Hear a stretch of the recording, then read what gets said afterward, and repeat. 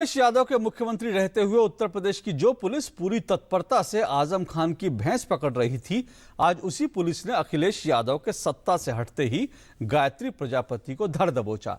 गायत्री प्रजापति बलात्कार के आरोपी हैं और सुप्रीम कोर्ट के दखल के बाद ही उत्तर प्रदेश की पुलिस ने उनके खिलाफ रिपोर्ट लिखी थी। लेकिन समाजवादी पार्टी की सरकार रहते हुए उत्तर प्रदेश पुलिस गायत्री प्रजापति को ढूंढ निकालने में नाकामयाब रही। आखिर पुलिस करती भी क्या? बलात्कार के इस आरोपी नेता को अखिलेश यादव ने अपने मंत्रिमंडल से नहीं निकाला था और बाकायदा उनके लिए वोट मांगने भी गए थे। लेकिन सत्ता बदलते ही पुलिस के तेवर भी आज बदल गए और आज तड़के ही लखनऊ से गायत्री प्रजापति को गिरफ्तार कर लिया गया।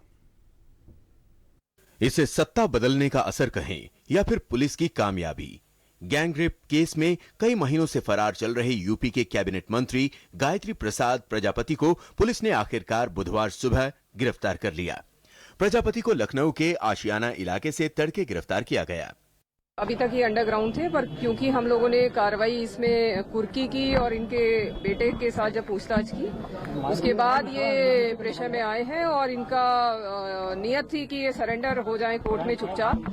लेकिन हमारी टीम क्योंकि लगातार इनके पीछे लगी हुई थी, उसी के आधार पे इनकी जैसे ही हमें लोकेशन मिली और हमारी टीम ने इनको अरेस्ट किया।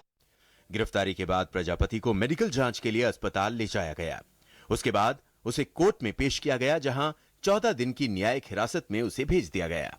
पूर्व मंत्री गायत्री प्रजापति को न्यायिक एवं सत्र न्यायाधीश कोर्ट में पेश किया गया, जहां पर उन्हें कस्टडी में लेकर 14 दिन की न्यायिक हिरासत में जिला जेल भेज दिया गया।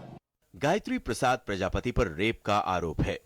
उसके खिलाफ शिकायत दर्ज करवाने वाली महिला का आरोप है कि मंत्री ने उसे पार्टी में ऊंचा पद दिलाने के नाम पर पिछले 2 साल में कई बार रेप किया और उसकी नाबालिग बेटी के साथ छेड़छाड़ भी की।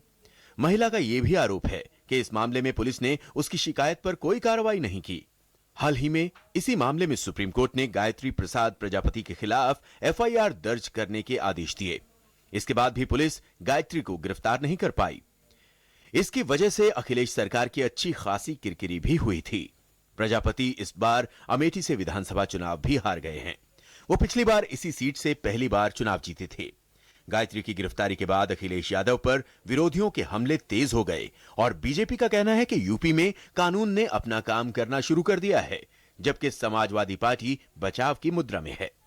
दुर्भाग्य से उस समय के मुख्यमंत्री, समाजवादी पार्टी के मुख्यमंत्री ऐसे तत्वों को सरेआम संरक्षण देते थे।